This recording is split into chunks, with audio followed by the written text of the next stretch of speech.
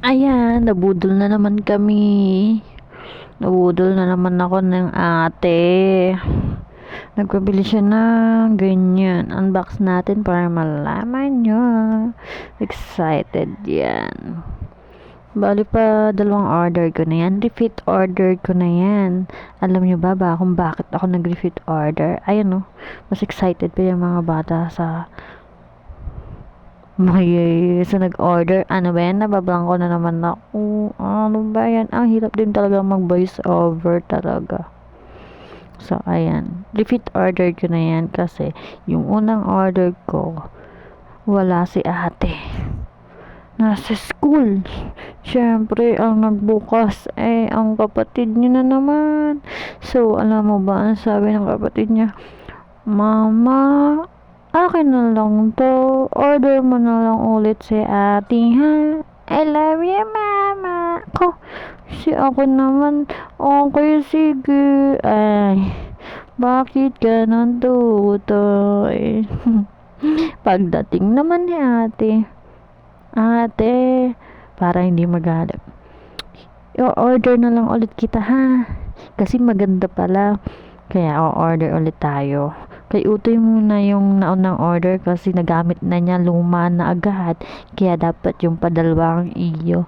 Siyempre, para hindi mag-isip na inuna ko na naman yung isa. Alam mo naman yan si ate. Minsan madamdamin din. So, ayun na lang yung sinabi ko. Bakit nga ba ganun?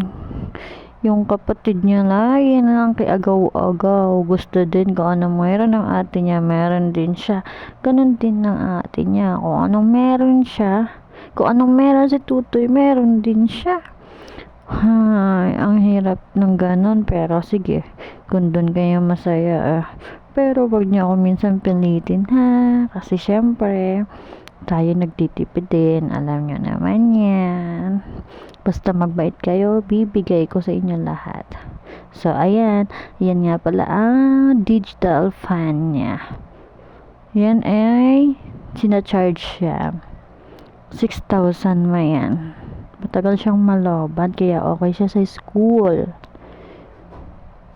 Malakas din yung hangin yan. Ayan. Oh, fuck. Maraming kasama yan. May mga charger na yan. Ayan. Patungan na yan. Ano ba yun? Kulay violet na yun. Bali color violet nga pala yun.